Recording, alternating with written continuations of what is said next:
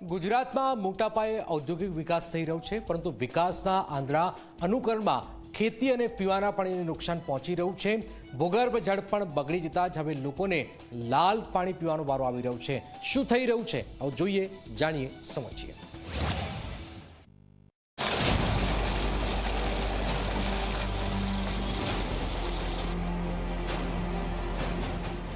औद्योगिक विकास देशनी प्रगतिનું પ્રતીક છે, પરંતુ જો આ વિકાસ લોકોના જીવન પર સંકટ બની જાય તો અમદાવાદ નજીક આવેલા રોપડા ગામમાં આજે આવી જ ગંભીર સ્થિતિ સર્જાઈ છે। ગામમાં બોરવેલમાંથી નીકળતું પાણી લાલ થઈ ગયું છે અને પીવાલાયક રહ્યું નથી। વટવા જીઆઈડીસીમાંથી છોડવામાં આવતું કેમિકલ યુક્ત પાણી ગામના ભૂગર્ભ જળને ઝેરી બનાવી રહ્યું છે।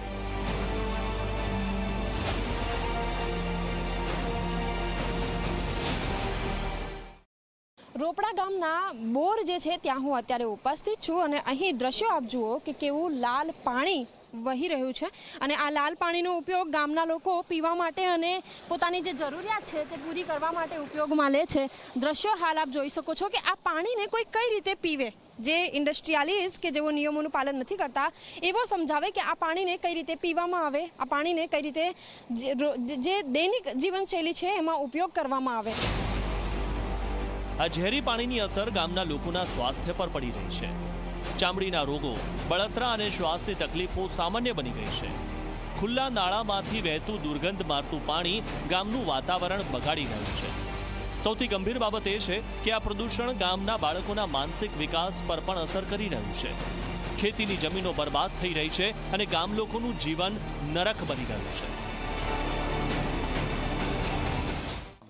ઘણા ચામડીના રોગો થાય, કોઈને માથાના બાલ ગળી જાય, આવા તો ઘણી સમસ્યાઓ છે। વારંવાર બધા સરકારને કહી ચૂક્યા, કોઈ આનો જવાબ નહીં આપતા। અત્યારે બેન ઘણી એવી આ પાણી આવ્યા પછી ઘણી એવી બીમારી આવે છે અને ચામડીના રોગો થાય છે, અમુક માથાનો દુખાવો, બીમાર થાય, નાના છોકરાઓ પણ બીમાર પડે છે। આ પાણી પીવાથી આ કેમિકલના આધારે ઘણું એવું આ બની રહ્યું છે। આમનાથી